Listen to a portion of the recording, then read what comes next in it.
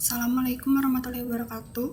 Perkenalkan, nama saya Citra Indra Putri dengan NRP 21.2024-045, kelas BB kelompok BD. Di sini saya akan mempresentasikan tugas struktur konstruksi 3, bangunan 8 lantai tipikal, 2 lantai podium, dan 3 basement. Proyek ini berlokasi di kawasan pemukiman yang berfungsi sebagai bangunan hunian apartemen dengan modul rancangan 7,2 meter. Metode konstruksi yang digunakan adalah metode bottom up, di mana pekerjaan dimulai dari struktur bawah bergerak ke atas secara berurutan. Untuk sistem struktur aksanometri, pada bagian struktur bawah, fondasi yang digunakan adalah tiang pancang yang menyalurkan beban bangunan ke lapisan tanah keras di bawahnya. Tiang pancang diikat oleh pile cap di bagian atasnya, kemudian dihubungkan dengan slope untuk membentuk kesatuan sistem fondasi yang kaku. Mengingat bangunan memiliki 3 basement, dinding penahan tanah atau DPT dipasang mengelilingi area galian untuk menahan tekanan tanah aktif selama proses konstruksi maupun saat bangunan ini beroperasi. Untuk metode membangun, ada beberapa proses dari metode membangun ini. Pertama itu ada persiapan lahan, lalu ada substruktur, dan juga aperstruktur. Untuk tahapan pertama adalah pembersihan lahan. Pada tahap ini seluruh area tapak dibersihkan dan dirapikan dari segala halangan seperti vegetasi, puing maupun material sisa sehingga lahan siap untuk melakukan proses pembangunan. Lalu setelah lahan bersih, dilakukan pengukuran lahan. Proses ini bertujuan untuk menentukan batas-batas area pembangunan sesuai dengan gambar kerja, sehingga semua elemen nantinya terpasang pada posisi yang tepat. Tahapan selanjutnya adalah tahapan work layout. Pada tahap ini mulai dipasang pagar proyek untuk membatasi dan mengamankan area konstruksi, papan nama proyek sebagai identitas resmi pekerjaan, serta beberapa bangunan sementara yang digunakan oleh para pekerja selama pembangunan dilakukan. Lalu pada bagian persiapan lahan, tahap terakhir adalah penggalian tanah. Penggalian tanah dilakukan untuk membentuk ruang basement yang sesuai kedalaman yang direncanakan. Bersamaan dengan itu, kren ditempatkan pada posisi strategis yang mendukung seluruh proses konstruksi yang berlangsung setelahnya. Biasanya kren ini diletakkan pada bagian core. Lalu setelah penggalian selesai, dipasang dinding penahan tanah atau DPT di sekitar area galian.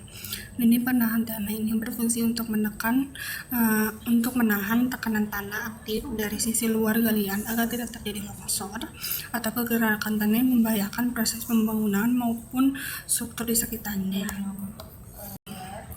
Bersamaan dengan pemasangan DPT, dilakukan pula pekerjaan pondasi tiang pancang. Tiang pancang ditancapkan ke dalam tanah sehingga mencapai lapisan tanah keras, berfungsi untuk menyalurkan seluruh beban bangunan di atasnya langsung ke lapisan tanah yang memiliki daya dukung yang cukup. Lalu setelah itu dilanjutkan dengan pemasangan pile cap di kepala tiang. Kemudian slope dipasang membuka antara pile cap untuk memperkaku sistem fondasi agar bekerja sebagai satu kesatuan yang kokoh. Bersama dengan pekerjaan slope ini dibangun pula core wall atau dinding inti beton bertulai yang akan menjadi elemen pengaku vertikal bangunan dari lantai dasar sampai lantai atas, yang juga berfungsi sebagai teleportasi lift untuk para pengguna. Setelah slope terpasang, dilanjutkan dengan pemasangan kolom beton bertulang yang berdiri atas pile cap sebagai elemen vertikal utama pemikul beban. Setelah kolom berdiri, dipasang balok beton bertulang yang menghubungkan antar kolom secara horizontal untuk membentuk satu kesatuan rangka lantai basement 3. Proses pembangunan basement 2 dan basement 1 mengikuti urutan yang sama, yaitu pemasangan kolom beton bertulang dilanjutkan dengan balok beton bertulang. Perbedaannya pada kedua lantai ini tidak terdapat pekerjaan fondasi karena struktur sudah bertumpu pada lantai basement di bawahnya.